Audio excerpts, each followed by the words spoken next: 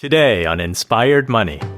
It's not uncommon for people to leave investment banking, but a lot of people do it because they find a better paying job, a more lucrative job.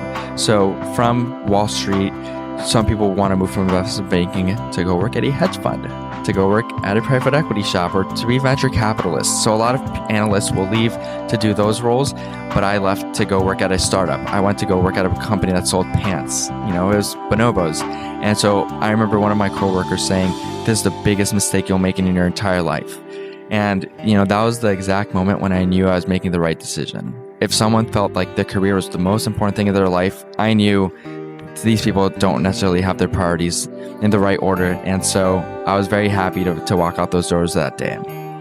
This is episode 62 with co-founder and CEO of personal finance website The Finance Twins, Camilo Maldonado.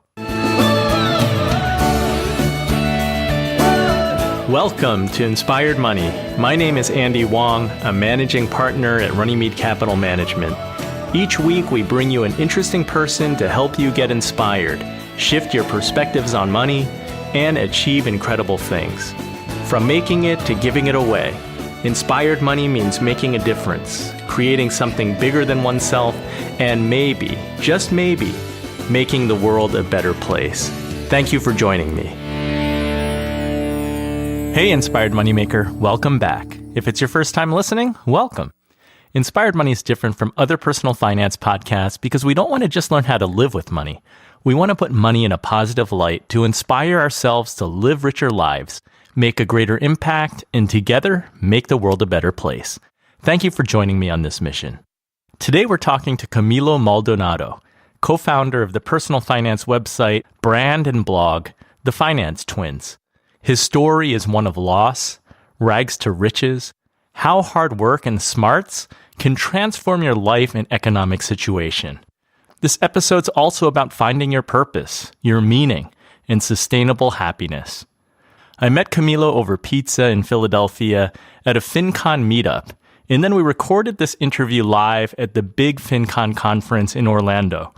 In this episode, you'll learn what Camilo learned growing up with financial challenges and then attending an elite university with many wealthy classmates, the perspective and clarity gained from losing his father at a young age, and the importance of defining and following your values, and then an actionable personal finance tip if you're struggling financially. Now let's get inspired with Camilo Maldonado.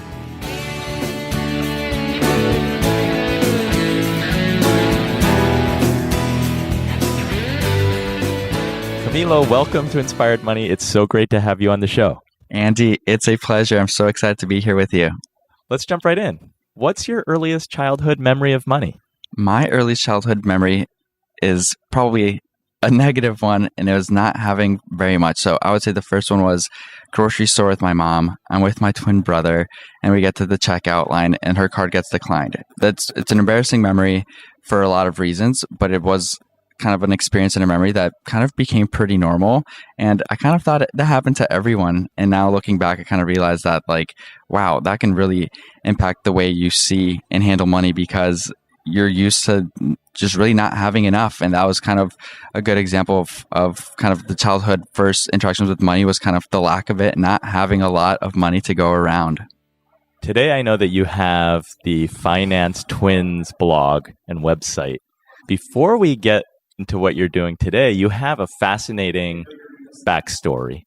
And I know that part of that is that you have this very clear sense of our time on this earth being limited.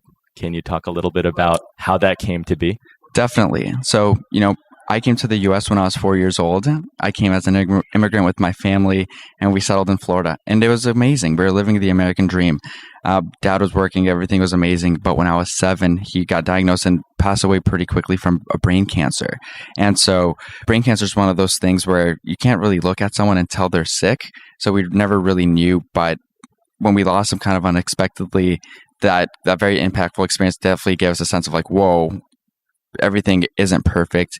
And as a result, that kind of colored my experience kind of as a child and growing up and knowing I need to make the most of my time because I'm not guaranteed anything. We're not, my dad was 46.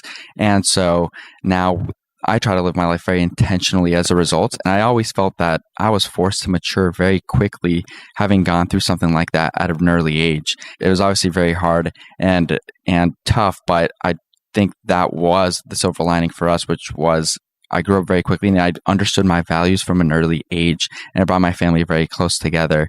That's kind of why I have such an amazing amount of clarity, I think, about my purpose and what I'm trying to do, because I know how fragile life is.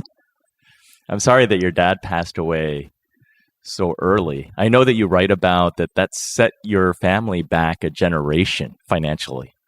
It definitely did. So when we came to the U.S., my father was, he was working.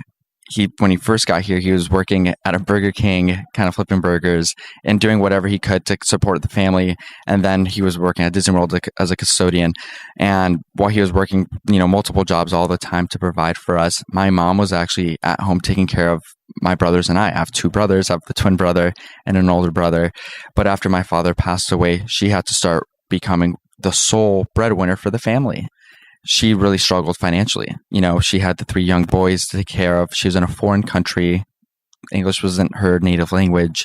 And so she really struggled. And as a result, she had very little. And we, from the time I was 7 when my father passed away until I guess when I left when I was 18 for college, we always lived paycheck to paycheck. I started working the day I turned 15, which was a working legal age in Minnesota where we grew up, to help pay some of the bills at home. So I started washing cars at a car dealership.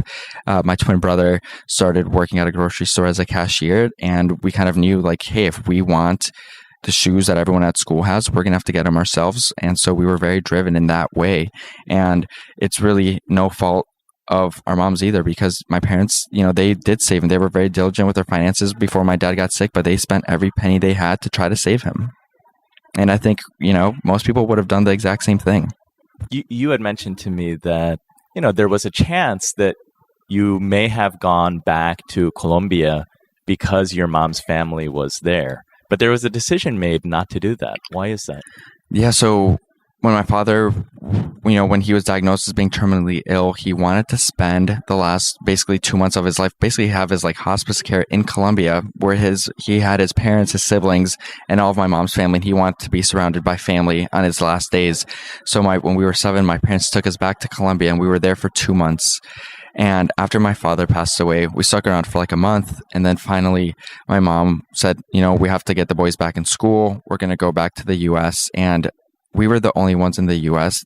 My entire extended family, parents each had siblings in Colombia. Grandparents had an incredibly strong support network, and they all begged my mom, please stay here. We will help you. We'll help take care of your kids.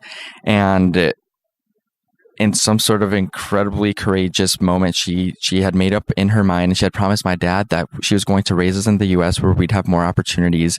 And so somehow she had the courage and the bravery to get on the airplane with her three sons and bring us back to the U.S. And now that really is a pivotal moment in my life that I reflect on pretty often. And that really drives me and inspires me to try to do my best, because she really put everything on the line for the three of us. I can't even imagine what it was like getting onto that plane after the tremendous loss and just your mom and the 3 boys. I agree. It still gives me goosebumps thinking about it. I'm going to become a dad for the first time in 2 months. And just thinking of that responsibility and the way she had her 3 kids and she said, no, I want to raise them. I know it's going to be hard by myself. I'm going to have to start working literally multiple jobs just to make ends meet. And she did it without really batting an eyelash. And it's very kind of like a harrowing experience that she went through. Once you guys got back, you were 7 years old. Could you understand the sacrifices that your mom was making at that time? I want to say yes and no. We saw how much she was working. She would literally be gone at work by the time we'd wake up.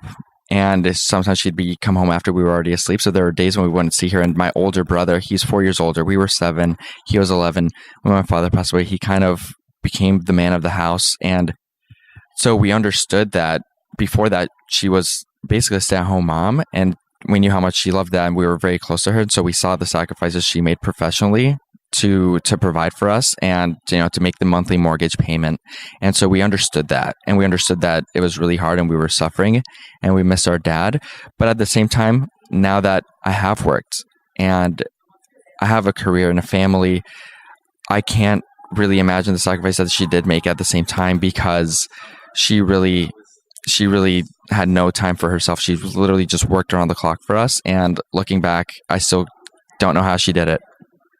And in retrospect, her choice was a good one, because she wanted to provide you and your two brothers with the best opportunities that she believed that America could provide you. And all three of you have done extremely well, doing well in school and getting great jobs.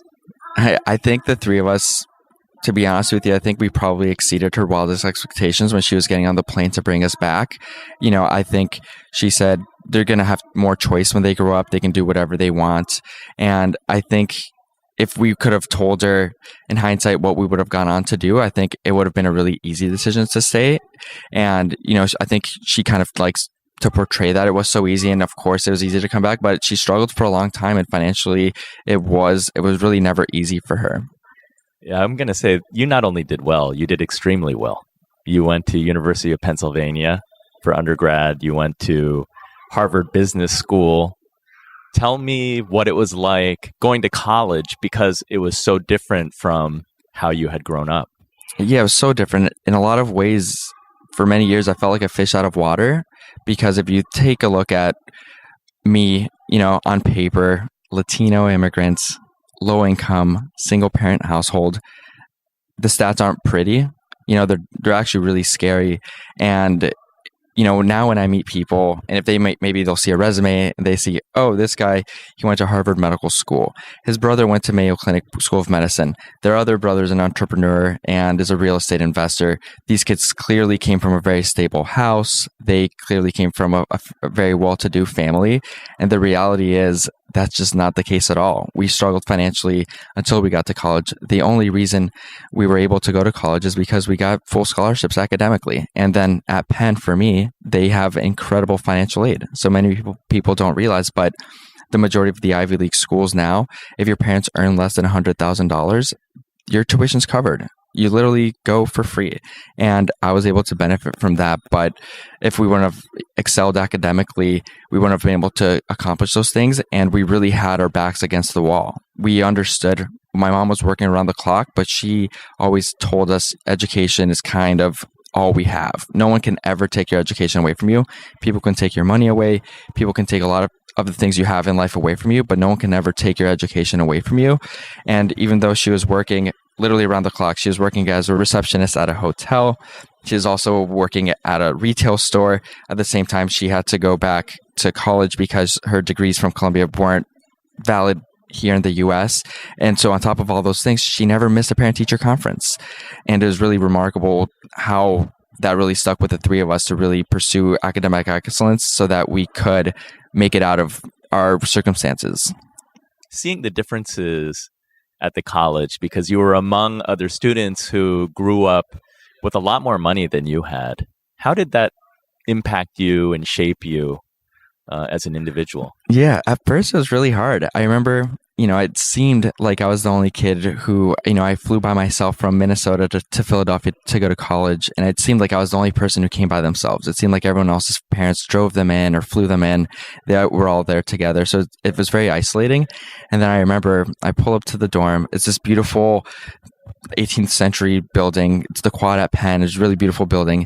And outside, it looked, on moving day, it literally looked like a Mercedes dealership. I'd never seen so many Mercedes and BMWs. And here's me with one suitcase pulling up from the airport. I was probably the only person who took the train from the airport in.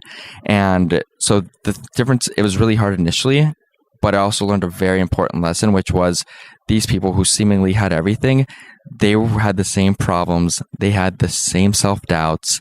They struggled with the same things that I was struggling with. And I just learned very quickly, oh, wait, money actually isn't going to give me the happiness that I thought it was. And actually, while we didn't have a lot of financial resources at home, the one thing we did have was a ton of love in our family. right? And I was so close with my brothers because we basically, we did everything together growing up. And it was just a very important lesson for me to learn, when I was only 18, 19 years old. Yeah, super valuable lesson. Those relationships and that you have each other and your family is so important. You went on to Harvard Business School. At that time, what were your aspirations? Was it just to continue your academic pursuits, and from there is the expectation to just get a high-paying job? What did you want to do? Yeah, I think for a lot of people that is the expectation. You want to go, you surround yourself with the brightest people. You go to get the most coveted jobs. But for me, I really went there to be an entrepreneur. I wanted to choose the way I spent my time. I wanted to be intentional. I have this understanding that life is short, and I didn't want to work for other people anymore. And I wanted to really build something meaningful. I wanted to do something that would help people. And that's why I went to back to business school. But from there, you went into investment banking. Right. So, correct? Yeah. So actually, I went into investment banking after Wharton undergrad. And so, I went to business school 2 times for undergrad and for the M.B.A. So, for undergrad, I really was still very focused on getting the high-paying job. So, I still felt the pressure of having a parent who wasn't doing very well financially. And so my mom never really asked us or expected anything from us, but my brothers and I kind of felt this responsibility to look after and take care of our mom. And so I literally went to school to find the highest paying job I could, and that landed me on Wall Street at JP Morgan, where I was in investment banking. But I found out very quickly that no amount of money was really going to bring me the fulfillment or happiness that I thought I was going to find, when I got that first paycheck. What was your experience like there? I mean, it's got to be a very intense work environment. It's long hours. Did you look at the managing partners as an example to kind of feel like, is that what I want my future to look like? Or what was missing for you that ultimately made you say, I want to seek something else? Yeah, that's a great question. So initially, yes, I used to look at the managing directors there, and you see, wow, so many of them have the house in the Hamptons. Their kids go to these elite private schools in Manhattan. It seems like they have everything figured out. And the longer you're there, and the more I started to see what their day-to-day schedules were, where they were maybe traveling around the country to see clients 3 or 4 times a week. They were reading our pitch books and memos at all hours of the night. I realized really quickly some of those jobs can really consume you. They can really leave you very little time to focus on the things that are most important to me, which are really, building and fostering the relationships with family and loved ones. And so once I started to realize that while financially I would never have to worry again, I was doing it at the expense of the most important and sacred things to me in my life. And that's when I knew if I don't make a change pretty soon, it might be too late by the time I get out of here, because, before you realize it, you're there for 5 years and you're getting paid incrementally more, and they do a really good job of paying you more the longer you stay. And as a result, it kind of makes it harder to stay there. You talk about lifestyle creep, lifestyle inflation. You start sending your kids to private school, and before it's really hard to unwind and go back to a certain style of living, you can't really afford to leave. And I knew that I didn't want to get stuck in a trap like that. When you left, were your coworkers surprised? Or is it not uncommon for some people to leave because they feel that that's not a good fit for them? I think they were surprised. It's not uncommon for people to leave investment banking, but a lot of people do it because they find a better paying job, a more lucrative job. So from Wall Street, some people want to move from investment banking to go work at a hedge fund, to go work at a private equity shop, or to be venture capitalists. So a lot of analysts will leave to do those roles, but I left to go work at a startup. I went to go work at a company that sold pants. It was Bonobos. And so I remember one of my coworkers saying, this is the biggest mistake you'll make in your entire life. And, that was the exact moment when I knew I was making the right decision. If someone felt like their career was the most important thing in their life, I knew these people don't necessarily have their priorities in the right order. And so I was very happy to walk out those doors that day. And you and I have spoken before, and I think because of your experience growing up, as difficult as it was, it has given you some clarity and allowed you to prioritize what's important to you. And we spoke about people who are in this competitive rat race, sometimes they don't have time to think about what's important to them. They're just constantly trying to run the race. And I don't know, maybe sometimes they're not thinking about what's their ideal finish line. Definitely. I think there's nothing that I wouldn't give up to even have 5 more minutes to spend with my dad, right? So I was 7, so there's literally nothing I wouldn't do just to get to hug him one last time. But at the same time, I think you're right that while it was really unfortunate that happened, it really sucks. It did give me this clarity and this ability to really know which things in life are the most important. And I think for a lot of people now, you're a kid and you get good grades and then you join all the after school activities and you have to volunteer and you're trying to check off all of these boxes to get to college. And then you get to college and you check off all those same boxes to build your resume to get that job.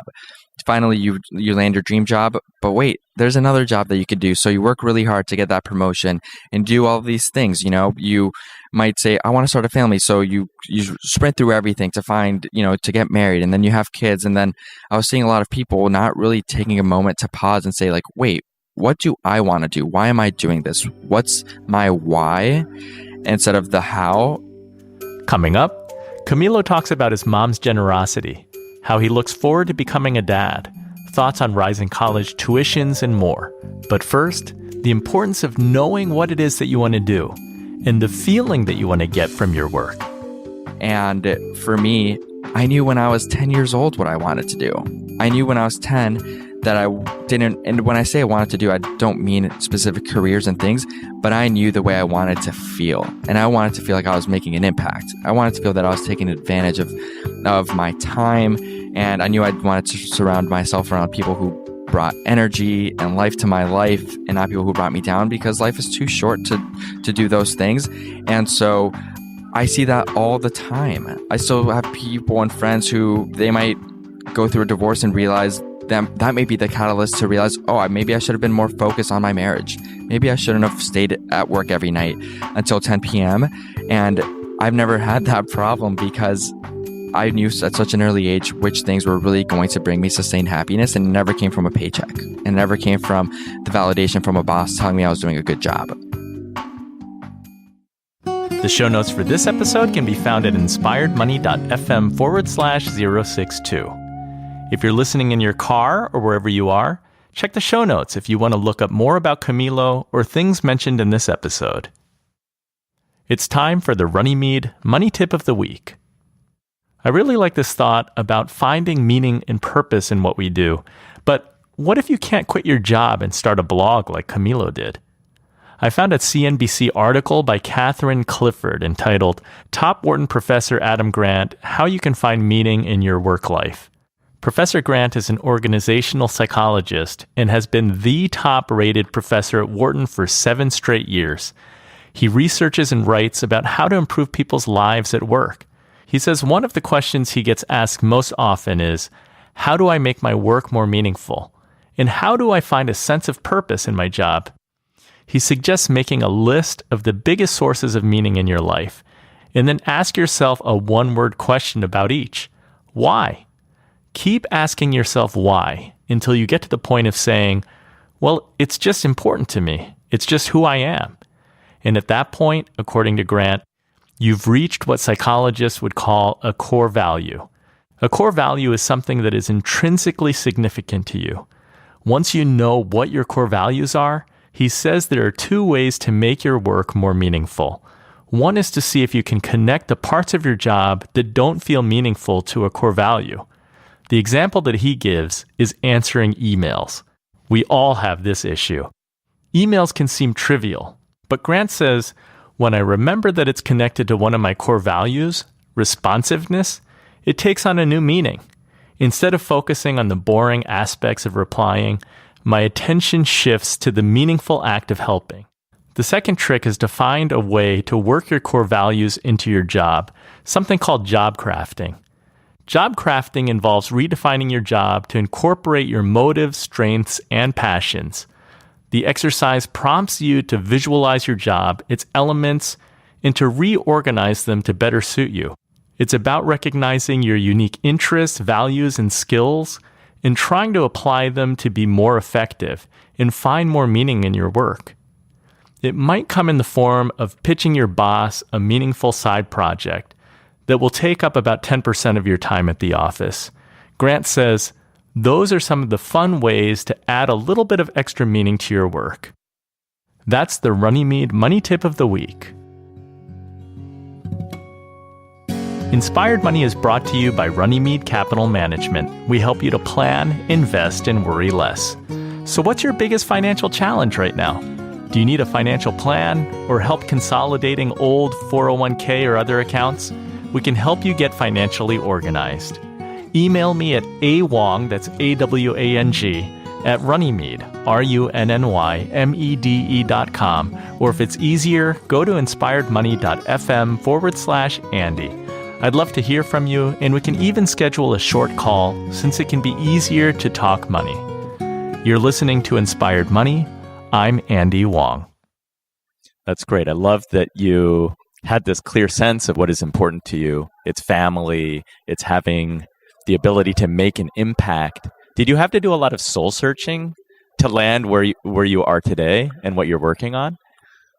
I've had to do an incredible amount of soul searching. While I've known that I want to make an impact and help people and, in a sense, not waste this finite human experience that I'm experiencing through life, that didn't necessarily lead me to knowing exactly which type of career or which type of thing I wanted to do. Otherwise, I wouldn't have done investment banking. Otherwise, maybe I wouldn't have gone to Wharton or Harvard potentially, because those things maybe didn't lead me as quickly to what I'm doing now. And so I've done a tremendous amount of soul searching, and I'm still doing that constantly. I'm always trying to reflect and say, look, I'm turning 30 soon.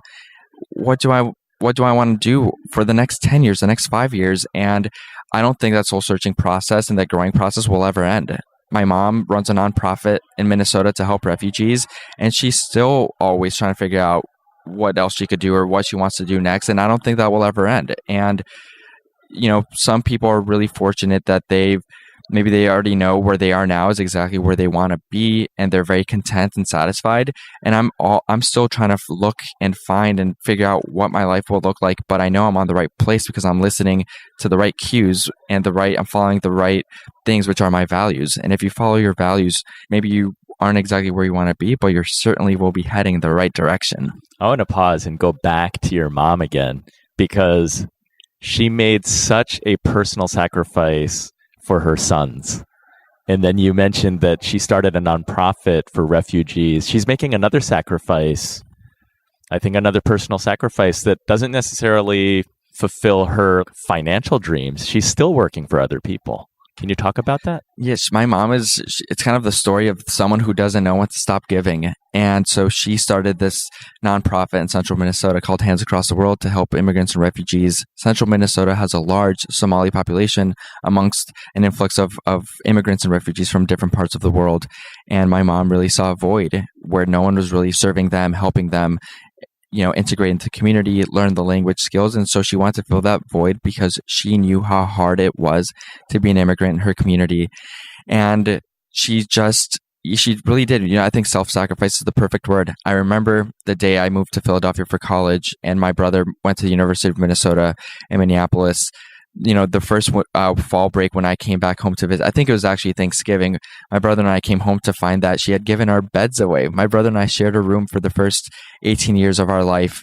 And when we asked our mom, I was like, Mom, where are we supposed to stay? Like, you gave our beds away? When did this happen? And she said, I know people who've never had a bed in their life. She knew families that were 10 people, families that were living in a 2-bedroom apartment. And she said, they needed this bed a lot more than we did since you guys went to college.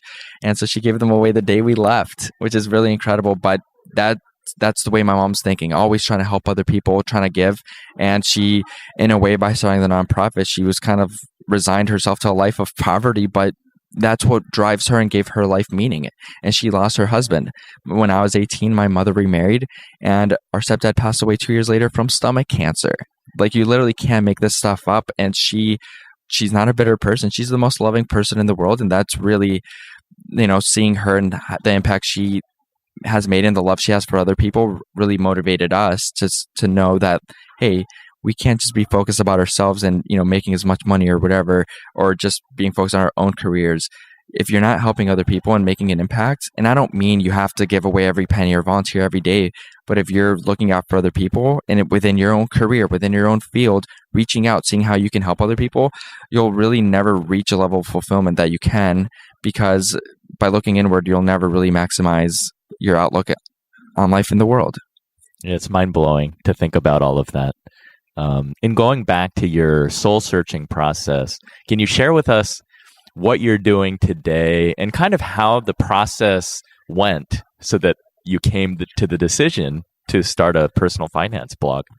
Yeah, so before we started the Finance Twins, it was really kind of a full circle experience, because the day my brother and I turned, when we were growing up, we were 16 years old, we started researching about money and personal finance, basically the day we started working, because we knew we didn't want to be poor forever. So I remember on the day my brother and I turned 18, that's literally that day, the first thing we did, instead of, celebrating adulthood, we went and applied for credit cards so we could establish credit. We knew our mom didn't have amazing credit, so we knew one day if we wanted to buy a house, whatever, we were going to have to establish that. So I've always had an interest in money and personal finance, and that stemmed from not having money and having no one to teach me about money and personal finance. And then after I worked on Wall Street, after I worked in finance at startups, I felt like I needed to find some way to help people while also finding something that really made me excited to wake up to in the morning. And there was a 6-month period after I quit my job where I was talking to a bunch of different companies and trying to figure out what I was going to do. And it was a dark time. I literally had no idea what to do. And I was looking at all my classmates from school, and everyone had all these bigwig jobs. It seemed like they were, solving life's problems $1 at a time. And I was sitting there at home with my wife. There's some days where I was literally crying, trying to figure out, what am I going to do? I knew what my values were. I knew the feelings I wanted to have, and I wanted to have an impact, but I didn't know what that looked like. And then on my birthday, my twin brother came out to visit. He was actually in town for an interview for residency. And he said, "You and I are personal finance experts because we had to be. You love this stuff. You spend all your time reading about it. Let's start a website and let's help other people do it. And we're very resourceful people. We've had to do everything ourselves our whole lives. We'll figure out a way to make this work." And that is literally how the Finance Twins was born. So tell me, who is it that you want to help? Is it 7-year-old Camilo? Is it your mom? Is it someone else? What we want to help is the person who, in every other aspect of their life, they kind of are doing very well, whether it's socially, whether it's their marriage, career-wise, but when it comes to their financial life, they don't know what to do. They feel stuck. They're very competent people. They've gone to college, but they don't know what to do. That is who we can help, because that is really kind of who we were. We had to learn the hard way, and we taught ourselves these things, but we're surrounded by peers who never had an easy resource, an understandable way to learn about money.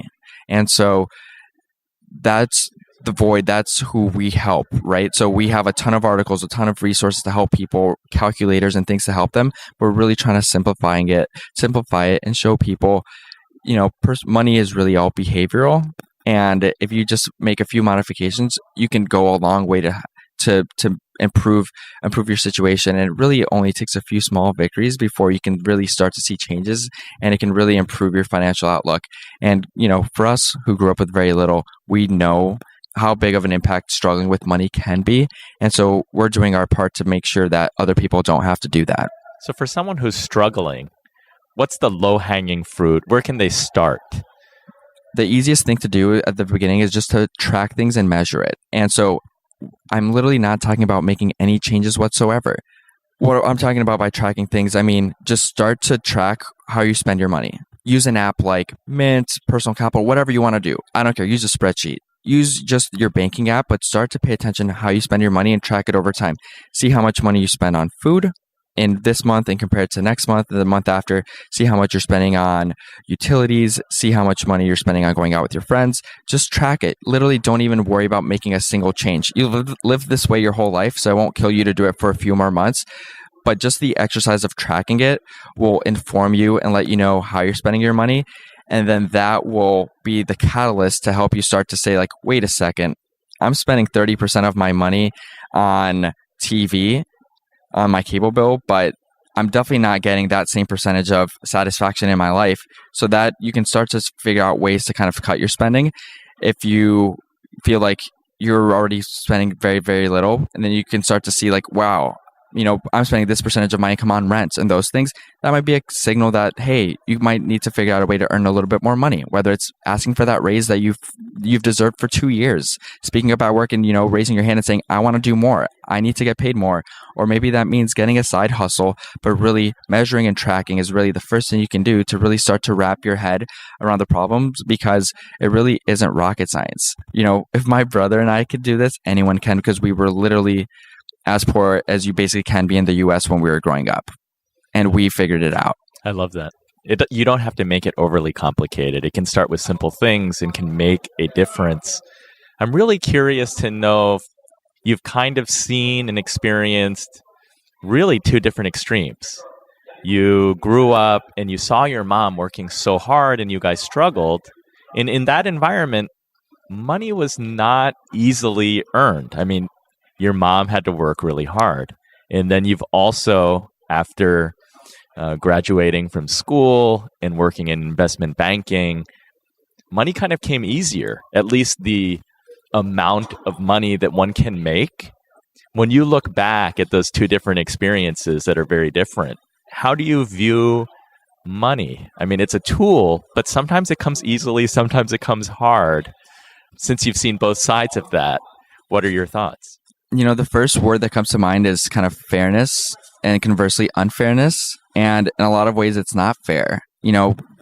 My first job was cleaning cars when I was 16, and I saw my mom. I told you at the beginning, my dad used to be a custodian when we first moved to the U.S. at Disney World, and you flipped burgers at Burger King for a little bit of time. And so now for me, just basically because of the places I went to school, it's so much easier for me to get a job, and the type of job that will pay me very well. And it is very unfair, because some of the hardest working people that we know are the people that make the least. And I think of school teachers, for example. Yep. They work tremendously hard. I think of, people who work hourly or laborers, and they work hard, and it's kind of unfair. And so that kind of is what inspires us to help people with their money, to kind of level the playing field, because while it's unfair, there are some people who are lucky and do also work very hard for their money, but then they squander or don't make wise choices with their money. And you don't need to make as much money as you think you do to get as much satisfaction out of your money as you can. I think I heard you say that you're going to be a dad soon. So congratulations. I'm wondering, have you even given this thought yet about what kind of lessons and values you want to impart on your son or daughter? I think about this all the time. I've thought about this for years, even though I haven't even thought about having kids for years. So when I was growing up, people always said, Camilo, what do you want to do when you grow up? And all I ever wanted to do was be a dad, because I lost my dad, and I wanted to have that connection and that experience of helping shape someone's life and give them that mentorship that I never really had. So I literally think about this all the time, and I really struggle with it. And so the values I want to give them are the values of family and love, and really helping people, and really, I feel like you want to be the type of person who, when you walk into a room, you bring energy into a room instead of taking energy from it. And whether that's being kind to people and helping them. And unfortunately, we live in a world where that type of, kindness and love isn't necessarily what's rewarded, whether it's in the media, whether it's professionally. Oftentimes you'll see that the person who's loudest at work is the person who gets paid the most. And that kind of goes against some of the things that are really important to me. So I think about the values I want my child to have, but I know it's not going to be easy, and I worry about it all of the time, even though I'm not even a dad yet. In 2 months I will be, and I hope I'll do an okay job of instilling some of my values and life lessons onto the next generation. It sounds like the worries of all parents, so you will soon be among that club. Getting back to the fairness and unfairness of money, it seems like one of the differentiators is education, because it positioned you to be able to apply to jobs that pay a much higher salary. How important will that be for teaching your child? Will you be really encouraging academic and learning?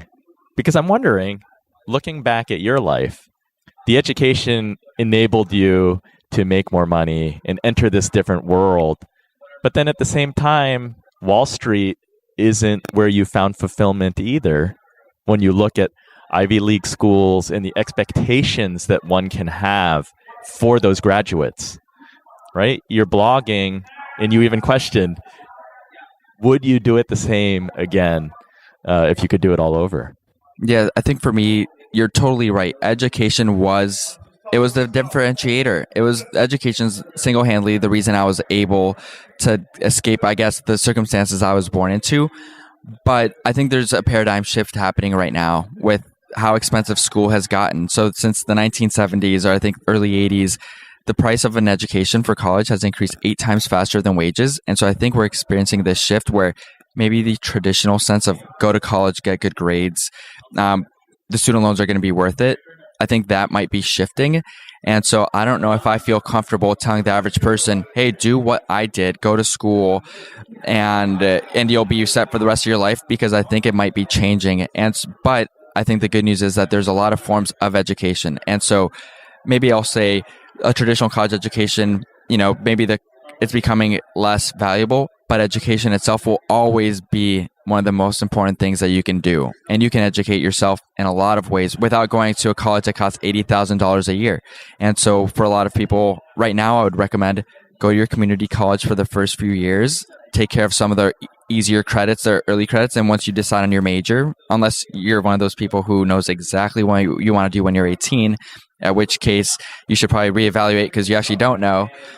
You should really take advantage of cheaper educational experiences before you sign up to go to a full university for that. But education will always be the number one thing that I will always, tell my own kids, tell other people.